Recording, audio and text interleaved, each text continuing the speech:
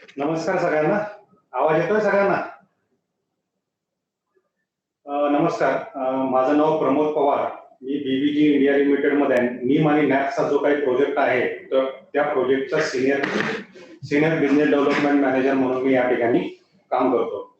प्रथमतः मला या ठिकाणी आपणाला जे काही मार्गदर्शन करण्यासाठी जी काही संधी दिली, ती सन्माननीय कंपनीचे सर्वेसर्वा हनुमंतराव गायकवाड साहेब, सोशल प्रोजेक्टचे हेड रवी घाटे साहेब यांचं मी खरं तर आभार मानतो की त्यांनी ग्रामदूत या संकल्पनेच्या अंतर्गत नीम आणि नॅपच्या ज्या काही व्यवसायाच्या ज्या काही संध्या आहेत त्या संध्याच्या संदर्भात आपल्याला मार्गदर्शन करून आपण कशा पद्धतीने आर्थिक वाटचालीकडे लक्ष केंद्रित करू या संदर्भात हे सेशन आज त्यांनी ठेवलं, त्याबद्दल प्रथमतः त्यांचे आभार. मित्रांनो, बीबीजी आज प्रत्येक क्षेत्रामध्ये अगदी जोमाने काम करत आहे, जोमाने वाढत आहे. आणि हे करत असताना बऱ्याचशा ठिकाणी काय झालेलं आहे, ज्या इंडस्ट्री आहेत, ज्या काही दूध संस्था आहेत, ज्या काही नोंदणीकृत दुकाने आहेत, ज्या काही पतसंस्था आहेत, ज्या काही नोंदणीकृत बँका आहेत, ज्या काही हॉस्पिटल्स आहेत, अशा ठिकाणी बीबीजी काम करते. आणि हे काम करत असताना एक गोष्ट लक्षात आली की या ठिकाणी कौशल्य जे आहे, कौशल्य जे काय आहे त्याची कमतरता या ठिकाणी भासली जाते. त्याच्यामुळे काय होतं की त्या ज्या काही गोष्टींमध्ये ज्या काही आता मी जे काही सेगमेंट सांगितलेलं आहे त्याच्यामध्ये ट्रेंड स्टाफ मिळत नाही. आणि ट्रेंड स्टाफ मिळत नसल्यामुळे एकतर त्या ठिकाणची कर्मचारीची कमतरता तर जाणवतेच. दुसरी गोष्ट, जर तो ट्रेंड स्टाफ आपल्या माध्यमातून त्या ठिकाणी जर काम करत असेल, त्याला जर त्या कामाच्या माध्यमातून जर मानधन मिळत असेल तर तो त्या माध्यमातून थोडाफार आर्थिक सक्षम पण होणार आहे. तर त्याच्यासाठी आपण नीम आणि नॅप्स या सेगमेंटच्या अंडरमध्ये आता मी तुम्हाला काही मार्गदर्शन करणार आहे. सगळ्यात पहिला म्हणजे नॅप्स म्हणजे काय. NAPS म्हणजे नॅशनल अप्रेंटिसशिप प्रमोशन स्कीम, म्हणजे राष्ट्रीय प्रशिक्षणार्थी प्रोत्साहन योजना. आता ही स्कीम काय आहे हे समजून घ्या. कारण काय, जोपर्यंत तुम्हाला ही स्कीम समजणार नाही, या स्कीमचे ध्येय धोरण समजणार नाही, या स्कीम मधून काय आपला व्यवसायाच्या संध्या आहेत हे जोपर्यंत तुम्हाला समजणार नाही, तोपर्यंत तुम्हाला आपण कशा पद्धतीने आर्थिक सक्षम होऊ शकतो हे तुम्हाला कधी समजणार नाही. म्हणून एक एक गोष्ट मी बारकाईने सांगतोय, थोडक्यात लक्ष घालून ऐका. काही कळालं नसेल तर सगळं सेशन झाल्यानंतर तुम्ही तुमचे प्रश्न अवश्य विचारू शकता. तर आता नॅप्स, NAPS म्हणजे नॅशनल अप्रेंटिसशिप प्रमोशन स्कीम, म्हणजे राष्ट्रीय प्रशिक्षणार्थी प्रोत्साहन योजना. आता ही जी काय प्रशिक्षणार्थी योजना, ज्याला आपण अप्रेंटिस म्हणतो, जे पहिलं फक्त काही कंपन्यांनाच अधिकार होते की ते फक्त अप्रेंटिसच्या अंतर्गत काम करू शकत होते. आता काय झालंय, आता नॅप्सनी काय केलं, नॅप्सनी आता त्यांचा पसारा वाढवलेला आहे, त्याला व्यावसायिकीकरण केलेलं आहे. आणि या व्यावसायिकीकरण केल्यामुळे काय झालेलं आहे की त्याच्यामध्ये संध्या उपलब्ध होत चाललेल्या आहेत, रोजगार उपलब्ध होत चाललेले आहेत. तर ही जी काही योजना आहे, या योजनेला जवळजवळ 1961चा ऍक्ट आहे. म्हणजे ही जी काही योजना आहे 1961 साली संसदेमध्ये पारित झाली आणि त्याच्यानंतर ती कंपन्यांमध्ये लागू झाली होती. आणि आता 19 ऑगस्ट 2016 साली ह्याचं ग्लोबलायझेशन झालंय, म्हणजे याचं विस्तारीकरण झालेलं आहे. म्हणजे ही स्कीम आता तळागाळापर्यंत पोहोचवण्यासाठी सरकार प्रयत्न करीत आहे. आणि ही करत असताना याचा मुख्य उद्देश काय, एक तर तुमच्यामधलं जे काही स्किल आहे ते स्किल वाढावं. जे काही कंपन्या आहेत, दूध संघ आहेत, पतसंस्था आहेत, सहकारी साखर कारखाने आहेत, सहकारी बँका आहेत, नोंदणीकृत हॉटेल्स आहेत, नोंदणीकृत दुकाने आहेत, नोंदणीकृत गुराळे म्हणजे ज्या ठिकाणी गुळ तयार होतो अशा ठिकाणी ह्याचा पसारा वाढवण्याचं ध्येय आता सरकारने ग्रामीण भागामध्ये पण याचा विस्तार व्हावा आणि या ठिकाणी जे काही कर्मचारी आहेत त्या कर्मचाऱ्यांना पण त्या ठिकाणी रोजगार मिळावा, त्यांची स्किल त्या ठिकाणी वाढावी आणि त्या स्किलच्या माध्यमातून त्यांचं जे काही उज्ज्वल भविष्यासाठी म्हणजे हे प्रशिक्षण घेतल्यानंतर त्यांचं उज्ज्वल भविष्यासाठी ते बऱ्याचशा कंपन्यांमध्ये या मी जे काही सेगमेंट सांगितलेले आहेत जसे सहकारी संस्था, दूध संघ, हॉस्पिटल्स, सिनेमागृह, नोंदणीकृत दुकाने या ठिकाणी ते परमनंट पण होऊ शकतात. ठीक आहे, आता ते कशा होऊ शकतात तर त्याचं मी तुम्हाला थोडं पुढच्या भागामध्ये मी त्याचं एक विस्तारीकरण सांगेल की ते कशा पद्धतीने त्या ठिकाणी होऊ शकतात. ठीक आहे, ही योजना 19 ऑगस्ट 2016 रोजी ग्लोबलायझेशन झाले, याचं विस्तारीकरण झालेलं आहे, ती आता सगळ्या ठिकाणी पोहोचवण्याचं काम या ठिकाणी चालू झालेलं आहे. प्रॉब्लेम काय झालेला आहे, शहरामध्ये ही योजना काही ठिकाणी पोहोचलेली आहे, ग्रामीण भागामध्ये ही योजना म्हणावी तशी अजून या ठिकाणी पोहोचलेली नाहीये. तर आपण एक ग्रामदूताच्या माध्यमातून आपण ते करणार आहोत की ही योजना तळागाळापर्यंत पोहोचवून लोकांचं स्किल पण वाढलं पाहिजे आणि व्यवसाय पण वाढला पाहिजे.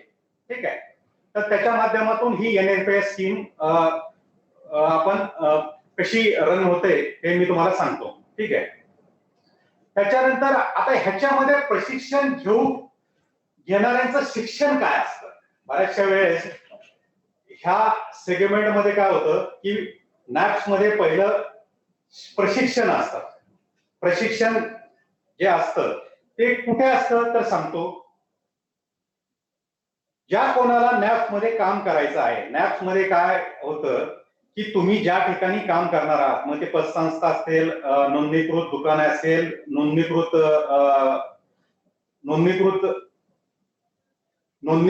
सिनेमागृह असेल, नोंदणीकृत तुमचे दुकाने असतील, या ठिकाणी ज्यावेळेस कामगारांची कमतरता होते त्या ठिकाणी आपण तिथं ती लोक प्रोव्हाइड करतो. ठीक आहे, ती प्रोव्हाइड केल्यानंतर त्यांना त्या ठिकाणी ऑन जॉब ट्रेनिंग दिलं जातं. ऑन जॉब ट्रेनिंग म्हणजे काय, प्रत्यक्षात त्या ठिकाणी त्यांना काम केलं जातं आणि त्या ठिकाणी त्यांना ट्रेनिंग दिलं जातं. आता हे ट्रेनिंग दिल्यानंतर या ट्रेनिंग मध्ये काय असतं तर नॅप्सनी काय केलेलं आहे, नॅप्सनी काही कोर्सेस डिझाईन केलेले आहेत, ऑप्शनल आणि डेजिग्नेटेड. म्हणजे आता ह्या ज्या काही तुम्हाला सेगमेंट सांगितलेला आहे जसं पतसंस्था वगैरे, त्या ठिकाणी त्याचा कालावधी, त्या कोर्सचा कालावधी आहे 1 वर्षाचा आहे, 2 वर्षाचा आहे. त्या 2 वर्षाच्या कालावधीमध्ये त्या ठिकाणी प्रशिक्षण दिलं जातं आणि ते प्रशिक्षण दिल्या झाल्यानंतर त्याचं जी काही नॅप्सची बॉडी आहे ती नॅप्सची बॉडी काय करते, नॅप्सची बॉडी हे प्रशिक्षण झाल्यानंतर त्यांची गव्हर्नमेंटच्या माध्यमातून एक्झाम घेते आणि एक्झाम घेतल्यानंतर त्याला नॅप्स काय करतं की नॅप्स त्यांना गव्हर्नमेंटचं त्या प्रशिक्षणार्थीला सर्टिफिकेट प्रोव्हाइड करतं. त्या सर्टिफिकेटच्या बेसिसवर तो जो काही आपल्याकडं जो कॅन्डिडेटने ट्रेनिंग घेतलेलं आहे, ऑन जॉब ट्रेनिंग घेतलेलं आहे, प्रशिक्षण घेतलेलं आहे, तो कुठल्याही ठिकाणी परमनंट साठी पण अप्लाय होऊ शकतो. ठीक आहे, तर एक तर ह्याच्यामध्ये 3 सेगमेंट आहेत. आता ते 3 सेगमेंट कुठले आहेत हे मी तुम्हाला पहिले सांगतो की काय आहे. एक तर ज्या ठिकाणी कामाची लोकांची गरज आहे, म्हणजे जसं मी तुम्हाला सांगितलं कंपन्यांना काय होतं, कंपन्यांना या नॅपच्या अंतर्गत मॅनपॉवर पुरवठा केला जातो. मॅनपॉवर पुरवठा करत असताना एक गोष्ट लक्षात घ्या की ज्या वेळेस आपण कुठल्याही ठिकाणी मॅनपॉवर प्रोव्हाइड करतो त्यावेळेस त्यांना ESI, PF, leave with wages, bonus वगैरे हे प्रथमदर्शी त्यांना द्यावं लागतं.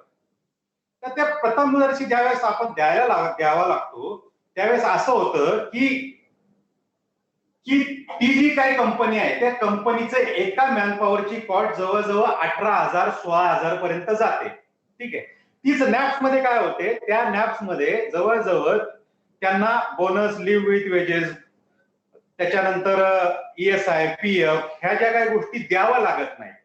म्हणजे कंपन्यांची 40% अमाऊंट, 30 ते 40% ची जी काही अमाऊंट आहे ती सेव्ह होते. सेव्ह झाल्यामुळे काय होतं की कंपनी, अरे चांगलं आहे की बाबा आमच्याकडं ही लोक कमी कॉस्ट मध्ये मिळून जातात आणि आपलं काम पण चालतं, त्यांना त्या ठिकाणी ट्रेनिंग पण प्रोव्हाइड होतं, त्याच्यामुळे ती लोक लगेच कंपनी, दूध संघ, नोंदणीकृत दुकाने, हॉस्पिटल्स, सिनेमागृह आहे, त्याच्यानंतर दूध संघ, हे लगेच त्यांना त्या ठिकाणी कामावर घेतात. ठीक आहे.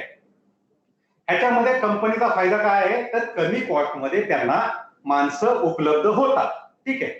दुसरं, आता कॅन्डिडेटचा फायदा काय आहे, म्हणजे प्रत्येक माणूस का असा विचार करणार की मी हे प्रशिक्षण का घेतलं पाहिजे, काय गरज काय, मी काय हे प्रशिक्षण घेऊन माझं काय असं वेगळं काय होणार आहे. तर एक लक्षात घ्या, हे जे काय आहे हे कमवा आणि शिका, हे जी काही आपण पहिल्यापासून जे ऐकत आलोय त्या पद्धतीचं हा जे काही स्कीम आहे तशी रन होते. आता ह्याच्यामध्ये काय होतं, जे काही ग्रामीण भागातले जी काही लोक आहेत ज्यांचं वेळाअभावी ते शिक्षण घेऊ शकले नाही, वेळाअभावी त्यांना रोजगार मिळाला नाही, वेळाअभावी त्यांची आर्थिक सक्षमता म्हणजे त्यांना रोजगार न मिळाल्यामुळे ते आर्थिक सक्षम होऊ शकले नाही, अशा लोकांना काय होतं, ह्या माध्यमातून प्रशिक्षण पण मिळतं आणि त्यांना त्याचं मानधन पण मिळतं. आणि ह्या मानधन मिळाल्यामुळे ते काय होतात, त्यांचं घराचा जे काही लागणारा जो काही किमान जो काही खर्च आहे निदान ते तरी ते ह्या माध्यमातून भागवू शकतात.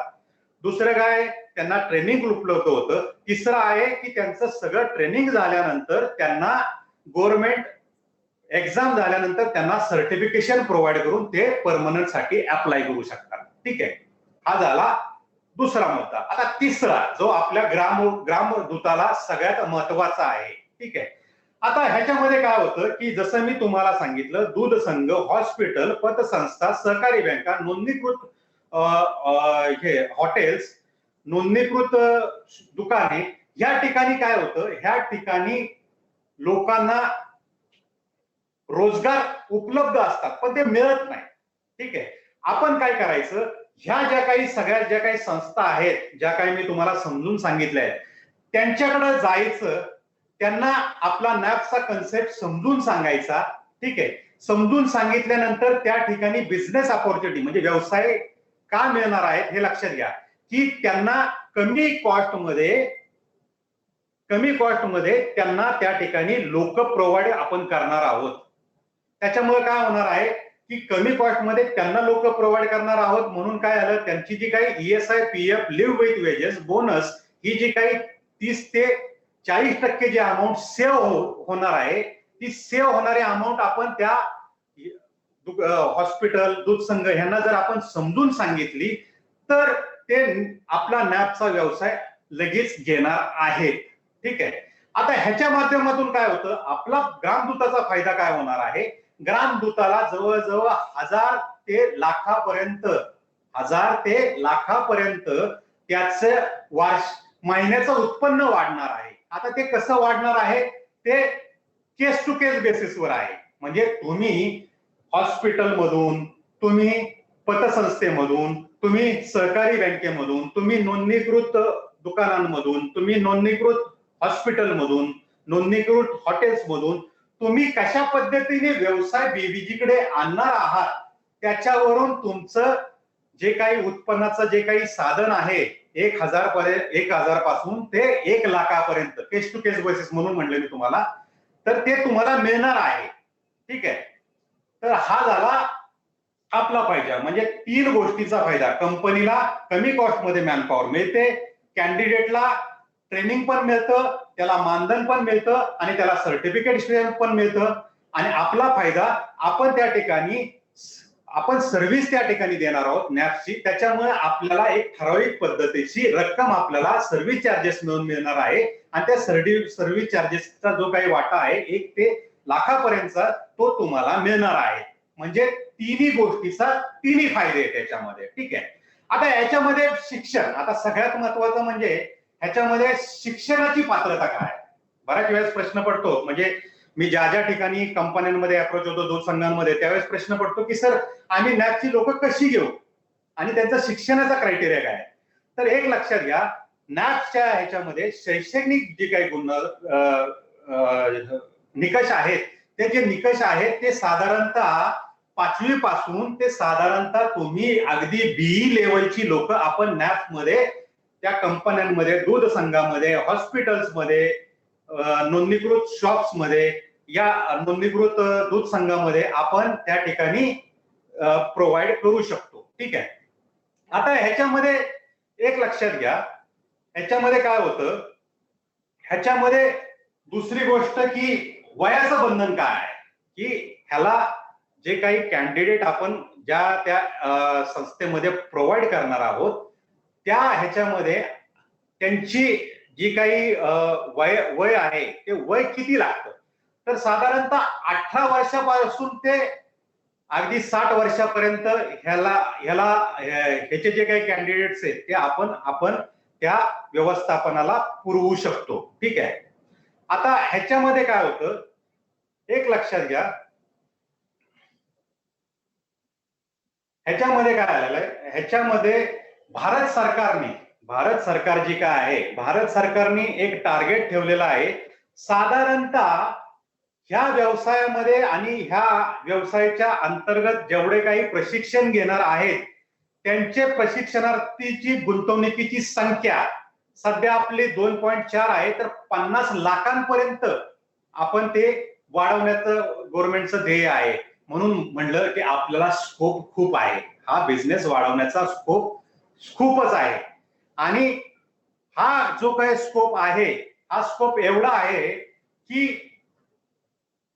ग्रामीण भागापर्यंत ह्या गोष्टी पोहोचल्या नाही. आणि ह्या ग्रामीण भागापर्यंत जर ह्या गोष्टी पोहोचल्या तर मी तुम्हाला सांगतो, तर 50 लाखाचं टार्गेट जे काही गव्हर्नमेंटने ठेवलेलं आहे ते जवळजवळ आपण अचीव करू शकतो. ठीक आहे. आता हे मी तुम्हाला ग्रामीण भागातले सेगमेंट सांगितले, कुठले, दूध संघ, हॉस्पिटल, पतसंस्था, सहकारी बँका, नोंदणीकृत हॉटेल्स, नोंदणीकृत दुकाने, नोंदणीकृत गुराळे, हे मी तुम्हाला ग्रामीण भागातले सांगितले. पण जर तुमचे कॉन्टॅक्ट शहरी भागामध्ये असेल, महाराष्ट्रात कुठल्याही ठिकाणी असतील, भारतामध्ये तुम्ही कुठल्याही ठिकाणी तुमचे जर आस्थापनाशी, त्या कंपन्यांशी किंवा मी जी सांगितलेल्या ज्या काही गोष्टी आहेत, व्यवस्थापन आहेत, त्या ठिकाणी जर तुमचे कॉन्टॅक्ट जर असतील तर तुम्ही त्या ठिकाणी हा बिझनेस आपण वाढवू शकतो. ठीक आहे. आता ह्याच्यामध्ये काय होतं, ह्याच्यामध्ये फायदा काय आहे एक लक्षात घ्या. फायदा काय आहे, तर उद्योगांची कौशल्यता कमतरता भरते. म्हणजे काय होतं उद्योगांमध्ये, म्हणजे जसं हॉस्पिटल्स वगैरे मी तुम्हाला जे सांगितलं किंवा कंपन्या मी तुम्हाला सांगितलं, ह्याच्यामध्ये काय होतं, ह्यांना लागणारे जे काही लोक लागणार आहेत, ही लोक काय होतात, त्या ठिकाणी काम केल्यामुळे त्या ठिकाणी ते कौशल्य घेतात, कौशल्य घेऊन ते त्या ठिकाणी ते कौशल्य आपल्यामध्ये एक्सेप्ट करतात आणि त्याच्या माध्यमातून ते कौशल्याची कमतरता त्या ठिकाणी भागवली जाते. दुसरं काय आहे,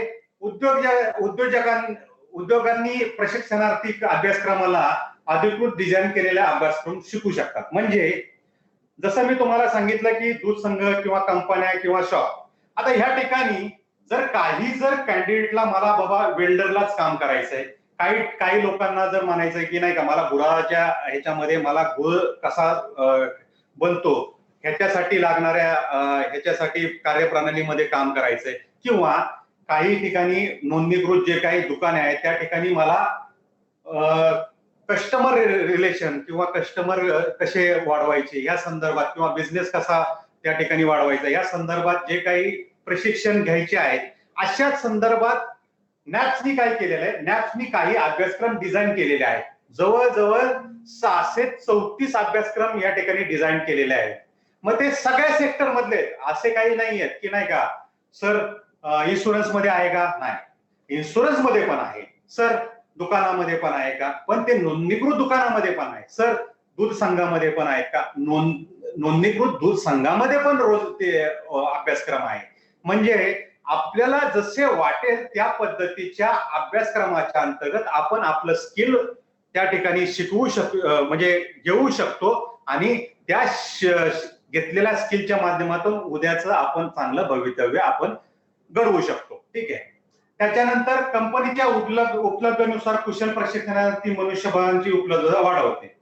काय होतं, बऱ्याचशा कंपन्यांमध्ये दूध संघ जे काय मी तुम्हाला मागाशी सांगितलं की जे काय जेवढे सेगमेंट आहेत ह्याच्यामध्ये काय होतं, ह्याच्यामुळे कंटिन्यू जे काय असेल ते त्या ठिकाणी लोक त्यांना लागत असतात. आणि लोक लागत असल्यामुळे बऱ्याच वेळेस काय होतं की लोक लागत असतो पण आपण त्या ठिकाणी त्यांना लोक प्रोव्हाइड करू शकत नाही. त्यामुळे काय होतं, नॅपच्या अंतर्गत काय होतं ते आपण काय करतो, ते लोक आपण त्यांना प्रोव्हाइड पण करतो आणि त्या ठिकाणी त्यांना स्किल डेव्हलप पण करतो. ठीक आहे. आणि ह्याच्यामध्ये काय होतं, ह्याच्यामध्ये प्रशिक्षणार्थी सोडून जात नाही. का सोडून जात नाही, त्याचं कारण आहे, एक तर त्याला जे काही मानधन मिळतं हे मानधन सगळ्यात महत्वाचं म्हणजे किमान वेतनाच्या आधिपत्याखाली चालतं. म्हणजे सरकारने जे काही किमान वेतन जे काही ठरवलेलं आहे त्या किमान वेतनाच्या प्रमाणे या ठिकाणी त्यांना स्टायपेंड मिळतो. ठीक आहे. बऱ्याच वेळेस काय होतं, कंपन्यांमध्ये ESI PF leave with wages ज्यावेळेस ते लागू होतं त्यावेळेस काय होतं, किमान वेतनाच्या अंतर्गतच त्यांचं डिडक्शन केलं जातं. म्हणजे बेसिक डीए आणि 5% एचआरए ह्याच्या अंतर्गतच त्याचं डिडक्शन केलं जातं. म्हणजे साधारणतः एका व्यक्तीला 11,500 पगार येणार असतो, तर लिव्ह विथ वेजेस बोनस वगैरे हे डिडक्शन करून साधारणतः त्या व्यक्तीला 9,500 रुपये पगार येतो. कॉन्ट्रॅक्च्युअल एम्प्लॉय मध्ये, याला कॉन्ट्रॅक्च्युअल एम्प्लॉय म्हणतो आपण. ठीक आहे. जे कॉन्ट्रॅक्च्युअल काम करतात, जे कंपन्यांमध्ये काम करतात, दूध संघामध्ये हे कॉन्ट्रॅक्च्युअल एम्प्लॉय असतात. ह्यांच्यामध्ये काय होतं, त्यांना डिडक्शन करून पेमेंट मिळतं. आपल्या केसमध्ये काय होतं, किमान वेतन आपण हाय तसा देतो. म्हणजे साधारणतः बेसिक डीए 5% एचआरए जो काय आहे साधारणतः म्हणजे त्याची जी काही कॉस्ट आहे 11,500 असेल, 12,500 असेल, 13,500 रुपये असेल, ती जी काही कॉस्ट आहे आपण डायरेक्ट तशीच्या तशी आपण आपल्या त्या कॅन्डिडेटला देतो. त्याच्यामुळे काय होतं, त्याच्यामुळे लोक सोडून जात नाही. लक्षात आलं. दुसरं काय होतं, त्या ठिकाणी आपल्याला स्किल शिकायला मिळतं. त्याच्यामुळं ती लोक ज्या ठिकाणी त्यांना आपण पाठवलेलं आहे प्रशिक्षणासाठी, ज्या ठिकाणी आपण ती लोक प्रोव्हाइड केलेले त्या ठिकाणी ते एकनिष्ठ राहतात. का? कारण त्यांना उज्ज्वल भवितव्यासाठी त्यांना ते ट्रेनिंग गरजेचं असतं आणि त्या ट्रेनिंगच्या माध्यमातून ते पुढे त्यांचं जे काही आर्थिक सक्षम म्हणा किंवा त्यांची पुढची जी काही विकासाची जी काही वाटचाल आहे ती विकासाची वाटचाल ते त्या ठिकाणी पुढे चालत असतात. म्हणून प्रशिक्षणार्थी त्या ठिकाणी संस्थेबद्दल एकदम एकनिष्ठ असतात. ठीक आहे. त्याच्यानंतर एक लक्षात घ्या, कुठल्याही ठिकाणी बऱ्याचशा ठिकाणी आपण ज्या ठिकाणी ते स्टायपेंड, आता हा व्यवसायाचा मुद्दा आहे. हा व्यवसायाचा मुद्दा म्हणजे ह्याच्यातून एक तर आपण आपल्या सर्व्हिस चार्जेस मधून तर आपल्याला प्रॉफिट आहेच आहे. दुसरं प्रॉफिट काय आहे एक लक्षात घ्या, नॅप्सनी काय केलेलं आहे, नॅप्सनी जे काही ज्या संस्था नॅप्स घेणार आहेत त्या संस्थेला प्रशिक्षण पुरवठा म्हणून मंथली 1,500 रुपये देणे केलेलं आहे. म्हणजे सरकार आपल्याला प्रशिक्षण आपण त्यांना देतो म्हणून ते आपल्याला 1,500 रुपये देतात. आता त्या 1,500 मध्ये ठीक आहे, म्हणजे ते कुणाला देतात, जी संस्था त्या ठिकाणी लोकांना पुरवलेली आहे अशा संस्थेला ते 1,500 रुपये देतात. म्हणजे जसं बीव्हीजीनी एखाद्या दूध संघाला माणसं प्रोव्हाइड केलेली आहेत आणि त्या प्रोव्हाइड माणसं केल्यामुळे त्यांना त्या एका कॅन्डिडेट मागे 1,500 रुपये हे आपल्याला सरकार आपल्याला देतं, बीव्हीजीला देतं. ठीक आहे. आता त्या बीव्हीजीला देत असताना ह्याला म्हणतात रिइंबर्समेंट, म्हणजे कॅन्डिडेटला रिइंबर्समेंट, कॅन्डिडेटच्या अगेन्स्टमध्ये आपल्याला ते 1,500 रुपये देतात. आता ह्या 1,500 मध्ये काय होतं, बऱ्याचशा वेळेस काय होतं, ज्या ठिकाणी आता मी जसं सांगितलं मी एखाद्या दूध संघाला माणसं पुरवलेली आहे, तर काय होतं त्या आस्थापन म्हणजे ते जे काय आस्थापन आहे आस्थापनला पण आपण सांगू शकतो की सर आम्हाला भारत सरकारने 1,500 रुपये दिलेले आहेत, ते 1,500 रुपये मध्ये तुम्ही 750 रुपये घ्या आणि आम्ही 750 रुपये घेतो. म्हणजे 750 रुपये त्यांचाही फायदा आणि आपलाही फायदा. म्हणजे एक तर सर्व्हिस चार्जेस तर आपल्याला मिळणारच आहे, दुसरं आपल्याला भारत सरकारकडून जे काही 1,500 रुपये मिळणार आहेत त्याचे जे काही 750 रुपये जे काय ते पण आपल्याला मिळणार आहे. म्हणजे लक्षात घ्या दोन्हीकडून आपलाच फायदा आहे. ठीक आहे. त्याच्यामुळे एक लक्षात घ्या की आपण जे काही कॅन्डिडेट आहेत ते कॅन्डिडेट जोपर्यंत तिथं टिकणार नाही तोपर्यंत हे पैसे मिळणार नाही, हे पण लक्षात घ्या. नाहीतर कॅन्डिडेट टाकले, हा झालं बाबा 1,500 आपले भारत सरकार देईल, असं नाही. लक्षात घ्या, तुमचे कॅन्डिडेट जोपर्यंत 6 महिन्याच्या पुढे, 1 वर्षाच्या पुढेपर्यंत जोपर्यंत टिकणार नाही, तोपर्यंत तुम्हाला भारत सरकार पर मंथ 1,500 रुपये देणार नाही, हे लक्षात घ्या. ठीक आहे. त्याच्यानंतर काय, त्याच्यानंतर सगळ्यात महत्वाचं म्हणजे आता आपण ह्या गोष्टी येतात, मी तुम्हाला सगळं सांगितलंय की बेनिफिट्स काय काय. आता या व्यवसायासाठी लागणारे कागदपत्र काय. ठीक आहे. आता ह्या व्यवसायासाठी लागणारे कागदपत्र, पहिलं पॅन कार्ड, त्या व्यवस्थापनाचं, त्या जे काही लोक जसे जसे तुमचे ग्राम दूत जे आहात, त्या ग्राम दूतांमध्ये पण काही लोक व्यावसायिक असतील कदाचित, की ज्याच्यामध्ये व्यावसायिक असतील. ते व्यावसायिक असतात, व्यावसायिक असल्यानंतर त्यांना जर ह्या माध्यमातून जर बिझनेस करायचा असेल तर पॅन कार्ड, जीएसटी प्रमाणपत्र, त्याच्यानंतर उद्योग व्यवस्थापनाचा ऍड्रेस, त्याच्यानंतर त्यांची ते कुठल्या सेवेमध्ये काम करतात ती सेवा, त्याच्यानंतर बँक पासबुकची झेरॉक्स, त्याच्यानंतर ऑफिसची जागा, ह्या सगळ्या गोष्टी आपल्याला या ठिकाणी या व्यवसायासाठी लागणार आहेत. ठीक आहे. दुसरं, हे झालं व्यवसायाच्या संदर्भात. तुम्हाला जर ह्या गोष्टी नसतील, पण तुमच्याकडे जर त्यासाठी लागणारं जे काही मनुष्यबळ आहे, म्हणजे मला हे काही जमणार नाही पण माझ्याकडे मनुष्यबळ आहे. ठीक आहे. आता हे जर मनुष्यबळ असेल, त्या मनुष्यबळाच्या अगेन्स्ट मध्ये पण आपण काही जी काही रक्कम आहे, ती रक्कम पण आपण तुम्हाला देण्याची व्यवस्था करू, केस टू केस बेसिसवर. लक्षात घ्या, केस टू केस बेसिसवर. मग ती 1000 मध्ये पण असेल, लाखामध्ये पण असेल. ठीक आहे. तुम्ही कशा पद्धतीने लोक देणार आहात ह्याच्यावर केस टू केस बेसिसवर 1000 ते लाखापर्यंत आपण ते तुम्ही त्या जे काही लोक पुरवणार आहात त्या अगेन्स्ट मध्ये तुम्हाला त्या ठिकाणी मोबदला मिळू शकतो. ठीक आहे. तिसरी गोष्ट, ह्याच्यामध्ये कुठली लोक येऊ शकतात, तर जी काही दूध संघ आहेत, सरकारी कारखाने आहेत, ऑटोमोबाईल सेक्टर आहेत, बँका आहेत, हॉटेल्स आहेत, नोंदणीकृत दुकाने आहेत, नोंदणीकृत गुरा आहेत, हे जे काय आहेत ह्याच्यामध्ये ह्याचे जेवढे, आता तुम्ही म्हणाल की नॅप्स का लोक घेतील, तर सरकारने काय केलंय, ज्या ठिकाणी 40 लोकांच्या वरती कर्मचारी आहेत अशा ठिकाणी नॅप्स घेणं कंपल्सरी केलेलं आहे. त्याच्यामुळे नॅप्स हे तुम्ही जरी कुणाला जरी सांगितलं तरी काही अडचणी येणार नाही, लोक तुम्हाला हसत नॅप्स घ्यायला तयार होतील. ठीक आहे. तर मित्रांनो, मी तुम्हाला नॅप्स हा कन्सेप्ट पूर्ण समजून दिलेला आहे. ह्याच्यामध्ये जर तुम्हाला जर काही क्वेश्चनरीज असतील, ठीक आहे, तर ते क्वेश्चनरीज तुम्ही अवश्य मला विचारू शकता. मी तुम्हाला आत्ताच, म्हणजे तुम्ही आता मला प्रश्न विचारा, मी तुम्हाला लगेच त्या प्रश्नाचं सोल्युशन करून देतो आणि मग पुढच्या वाटचालीकडे आपण कसं काय करायचं हे तुम्हाला जवळजवळ आम्ही सांगूच. कुणाचे काय प्रश्न आहेत त्याच्यामध्ये? नवनाथ शिंदे विचारत होते की प्रशिक्षण कालावधी संपल्यानंतर त्या व्यक्तीला सर्व स्टॅच्युटरी कंप्लायन्स पूर्ण करावे लागतील की नाही? सगळ्यात महत्वाचं आहे, म्हणजे एक लक्षात घ्या, ज्यावेळेस ट्रेनिंग ज्यावेळेस होतं त्यावेळेस त्यांना कुठलेही स्टॅच्युटरी कंप्लायन्स द्यावे लागत नाही, हे लक्षात घ्या. तुम्हाला जे काही मानधन मिळणार आहे, बेसिक डीए 5% HRA, हे पूर्ण मानधन सरकारने जे काही किमान वेतन सांगितलेलं आहे ते पूर्णच्या पूर्ण मानधन तुम्हाला त्या ठिकाणी दिलं जाणार आहे. त्याच्यामुळे स्टॅच्युटरीचा विषय या ठिकाणी येत नाही. अजून कोणाचे काय प्रश्न आहेत? त्यांनी दुसरा प्रश्न विचारला आहे की गृहनिर्माण संस्थांमध्ये काम करणाऱ्या व्यक्तींसाठी काही स्किल डेव्हलपमेंटसाठी काही कोर्स आहेत? गृहनिर्माण मध्ये, हा, पण एक लक्षात घ्या, गृहनिर्माण मध्ये पण आपण काम करतोय, पण त्याच ठिकाणी त्या कोर्सेस पण अवेलेबल आहेत.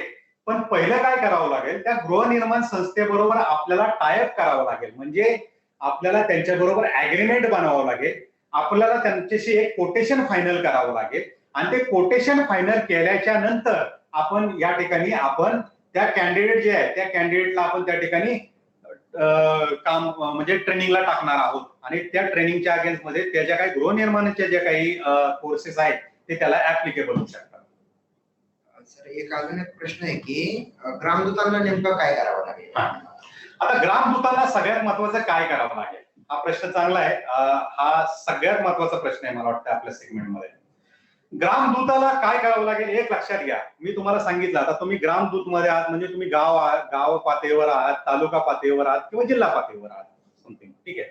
मी तुम्हाला सांगितलं की दूध संघ, हॉस्पिटल्स, पतसंस्था, सहकारी बँका, नोंदणीकृत हॉटेल्स, नोंदणीकृत दुकाने, नोंदणीकृत गुराय, हे तर ग्रामीण भागाचा ढाचाच आहे, ठीक आहे. या ठिकाणी जाऊन आपण नॅपच्या अंतर्गत लोक प्रोव्हाइड करू शकतो. हा सेगमेंट त्यांना समजून सांगायचा. समजून सांगितल्यानंतर त्यांना आपण एक कोटेशन पाठवून द्यायचं. कोटेशन पाठवल्यानंतर तो कोटेशनचा पार्ट माझ्याकडे राहील. फक्त तुम्ही मला सांगा की सर या ठिकाणी माझं बोलणं झालेलं आहे आणि या ठिकाणी त्यांना कोटेशन पाठवून द्या, ठीक आहे. ते कोटेशन कशा पद्धतीने पाठवायचं, ते त्यांच्याशी कम्युनिकेशन कसं करायचं आणि त्यांच्याबरोबर मी कसं अग्रीमेंट करायचं, तो माझा पार्ट राहील. ते अग्रीमेंट झाल्यानंतर आपण काय करणार आहोत, त्या अंतर्गत जे काही आपल्याला जो काही सर्व्हिस चार्जेस मिळणार आहे, त्याचं जे काही डिवायडेशन आहे ते डिवायडेशन आपण कशा पद्धतीने करायचं, केस टू केस बेसिसवर आपण ते करणार आहोत. आणि त्या केस टू केस बेसिसवर म्हणून मी तुम्हाला म्हटलं की ग्रामदूताचा फायदा तो आहे की त्यांनी तो जो काही बिझनेस आणलेला आहे तो बिझनेस हा त्यांनी तात्पुरता स्वरूपाचा आणलाय, वन टाइम मध्ये आणलेला आहे का तो साधारणतः एक 2-3 वर्ष चालणार आहे. या पद्धतीने तुम्हाला त्या पद्धतीचं बेनिफिट मिळणार आहे केस टू केस बेसिसवर 1000 ते लाखापर्यंत, ठीक आहे. सर प्रवीण सावंत यांचा प्रश्न आहे की आस्थापना नोंदणीकृत कशी करता येईल जर का नोंदणी नसेल त्यांच्याकडे? हा, आता तो पार्ट त्यांच्याकडे आहे. आता कसं आहे, आस्थापना नोंदणीकृत म्हणजे मला हे कळलं नाही, आपला आस्थापन म्हणताय का त्यांचं आस्थापन म्हणताय? आपण आपलं ऑलरेडी आपण आस्थापन आपलं नोंदणीकृतच आहे, ठीक आहे. नोंदणीकृत असल्यामुळं ज्या ठिकाणी आपल्याला सर्व्हिस प्रोव्हाइड करायची, ज्या ठिकाणी आपल्याला नॅपची सर्व्हिस द्यायची आहे त्या ठिकाणी काय करायचं, त्या ठिकाणी मी सांगितलं की त्यांचं आणि पहिलं मी त्यांना एक कोटेशन पाठवेल, ते कोटेशन डिक्लेअर होईल, त्याच्यानंतर अग्रीमेंट बनेल आणि त्याच्यानंतर ते आपलं जे काही वर्किंग आहे ते वर्किंग चालू राहील. हा, पण जे काही तुम्ही आस्थापनाला जोडले जाणार, ज्या काही आस्थापन म्हणजे कुठले मी सांगितलं, हॉस्पिटल्स, दुकाने, नोंदणीकृत गुराय, पतसंस्था, ह्या ज्या काय हे नोंदणीकृत असल्या पाहिजेत, हे एक लक्षात घ्या. तरच आपल्याला त्यांच्याबरोबर बिझनेस करता येईल. आणि ते जर नोंदणीकृत नसतील आणि आपण त्या ठिकाणी त्यांच्याबरोबर नॅप्स जर चालवत असेल तर आपण ते कसं करू शकत नाही. सर अजून एक प्रश्न आहे की स्किल डेव्हलपमेंट प्रोग्राम कसा चालवता येईल आपल्याला? स्किल डेव्हलपमेंटचे प्रोग्राम चालवता येतील का? मी तुम्हाला तेच सांगितलं की स्किल डेव्हलपमेंट प्रोग्रामच आहे हा. म्हणजे गव्हर्नमेंटनी ऑप्शनल ट्रेडच्या अंतर्गत 634 कोर्सेस डिझाईन केलेले आहेत. म्हणून मी तुम्हाला मागाशी तेच सांगितलं की 634 जे काही कोर्सेस डिझाईन केलेले आहेत ते वेगवेगळ्या पद्धतीचे आहेत. मग ते काही दूध संघामधले आहेत, काही ऑटोमोबाईल सेक्टर मधले आहेत, काही गुराळामधले आहेत, काही शॉपिंग सेंटर मधले आहेत, काही हॉस्पिटल्स मध्ये आहेत, ठीक आहे. आता ह्या ज्या काही आहेत हे स्किल डेव्हलपमेंटच्याच अंडरमध्ये, म्हणजे त्यांचे कोर्सेस डिझाईन केलेले आहेत आणि त्या कोर्सेसच्या अंडरमध्ये आपण त्या ठिकाणी ट्रेनिंग घेतो म्हणजे काय, ते स्किल डेव्हलपमेंट करून घेतो, म्हणजे स्किल डेव्हलप करून घेतो. म्हणून म्हटलं की 634 कोर्सेस आहेत स्किल डेव्हलप करण्यासाठी आपल्याला नॅप्स मध्ये. जितेंद्र लिंगायत यांचा प्रश्न आहे की तहसील कोर्ट शासकीय कार्यालयांमध्ये काय करता येईल का? आता तुमची जर ओळख तहसील कोर्ट वगैरे ह्या ठिकाणी जर असेल तर आपल्याला नॅपची सर्व्हिस त्या ठिकाणी देता येईल, ठीक आहे.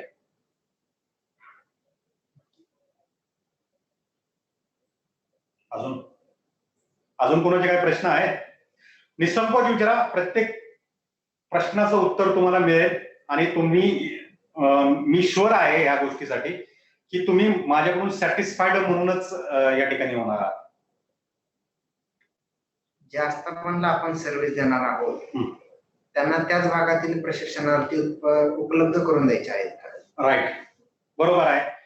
ज्या ठिकाणी आपण आता कसं होतं बऱ्याच ठिकाणी, आता जसं मी पुण्यामध्ये आहे, आता पुण्यामध्ये काय होतं, पुण्यामध्ये काही लोकांना स्थानिक लोकल नको असतात, का असतात तर ते तो तुम्हाला पण माहित आहे. तर त्यांची नीड असते की नाही का, आम्हाला बाहेरची द्या, बाहेरचे लोक माझ्याकडे द्या.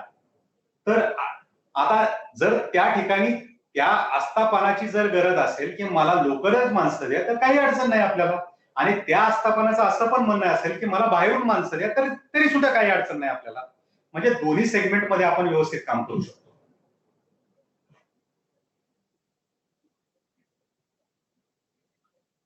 विशाल शिरोळे विचारतात की सर आपल्याला ITI मार्फत बरेच कॅन्डिडेट भेटू शकतात, ते आपण पुढे प्रोव्हाइड करू शकतो का? नक्कीच, कारण या ठिकाणी आपण मी तुम्हाला सांगितलं की 5वी ते 10वी, 10वी-12वी, ITI, ग्रॅज्युएट, BE, डिप्लोमा, हे जेवढे पण म्हणजे कोर्सेस झालेले आहेत किंवा यांनी जे काही शिक्षण घेतलेले आहेत, ते सगळे नॅपच्या अंडरमध्ये काम करू शकतात. चंद्रकांत पाटील विचारतात की बचत गटाला यामध्ये काय करता येईल? बचत गटांना यामध्ये काय करता येईल? बचत गटामध्ये नाही करता येणार आपल्याला, कारण बचत गटामध्ये काहीच नाही करता येणार आपल्याला. सर आता ह्याचं जे सर्टिफिकेशन मिळणार आहे, तर ते सरकारी क्षेत्रात ग्राह्य धरले जाणार आहेत का? हा, सगळ्यात महत्वाचं म्हणजे एक लक्षात घ्या, ह्याच्यामध्ये 2 सर्टिफिकेट आहेत.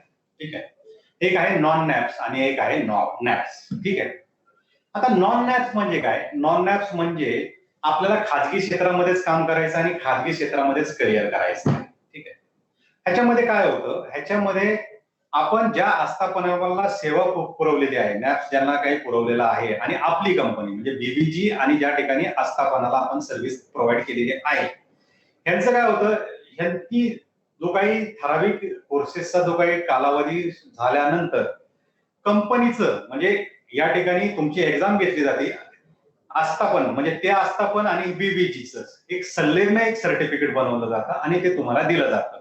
त्याच्या अंतर्गत ही तुम्ही खाजगी क्षेत्रामध्ये बऱ्याचशा ठिकाणी जॉब मिळवू शकता. ठीक आहे, दुसरं जे काही नॅप्स मध्ये जे काही आपण करणार आहोत, ते नॅप्स मध्ये आपण नॅशनल अप्रेंटिसशिप प्रमोशन स्कीमच्या अंडरमध्ये काम करणार आहोत. ठीक आहे, आणि ह्याच्यामध्ये काय होतं, गव्हर्नमेंट तुम्हाला रितसर एक्झाम घेते, त्यांचं तुम्हाला ते मार्कशीट वगैरे सगळं देते.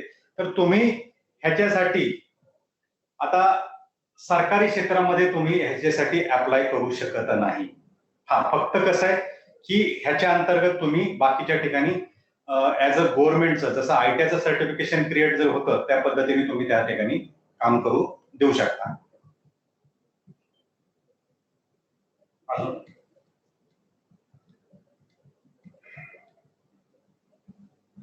अजून कोण असेल तर डायरेक्ट बोला, काय अडचण नाहीये. कोणकोणते कोर्सेस आहेत आणि आम्ही आमच्या जिल्ह्यामध्ये प्रशिक्षण देऊ शकतो का, असं बरेच जण विचारतात. 734 कोर्सेस आहेत, प्रत्येक ठिकाणचे कोर्सेस आहे. मी तुम्हाला सांगितलं सगळ्या सेक्टरचे कोर्सेस आहेत, त्यामुळे निश्चिंत राहा. ठीक आहे, अगदी मी तुम्हाला मागाशी सांगितलं, दूध संघापासून, हॉस्पिटल पासून, शॉप पासून, ह्याच्यापासून त्या अगदी B लेवलच्या कोर्सेस अवेलेबल आहेत. त्याच्यामुळे निश्चित राहा, प्रत्येक कोर्स अवेलेबल आपल्याला 634 कोर्स आहेत अजून पण तुम्हाला सांगतो. म्हणून असं काही ठराविक कोर्सेसच आहेत, असे कोर्सेस असं काय नाहीये. काही जण विचारतात की याच्यामध्ये जे विद्यार्थी येणार आहेत त्यांना काही फी वगैरे आहे का? हा, ह्याच्यामध्ये सगळ्यात महत्वाचं म्हणजे कुठल्याही पद्धतीची फी नाहीये, एक लक्षात घ्या. कुठल्याही पद्धतीची फी नाहीये. त्यांनी यायचं, त्या आस्थापनाबरोबर आपण ज्यांच्याबरोबर काम मिळवलंय त्यांच्याबरोबर तिथं काम करायचं, त्या ठिकाणी व्यवस्थित काम करायचं. दिलेलं जे काही ड्युरेशन आहे, म्हणजे त्या कोर्सच्या रिलेटेड जे काही ड्युरेशन दिलेलं असतं, 2 वर्ष 1 वर्ष, ते व्यवस्थित कम्प्लीट करायचं, बस हाच आहे.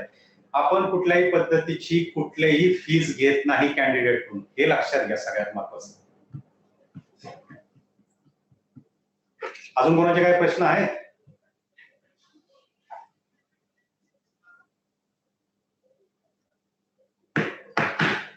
आता बऱ्यापैकी अनेक जणांचे प्रश्न तर नाहीये, ज्यांच्या आहेत. आता ज्यांना आज जे काही प्रेझेंटेशन सरांनी केलं, तर त्याची जर का PPT हवी असेल तर आपली जी वेबसाईट आहे bbggroup.biz, ज्याच्यावरून तुम्ही ग्रामदूतसाठी रजिस्ट्रेशन केलं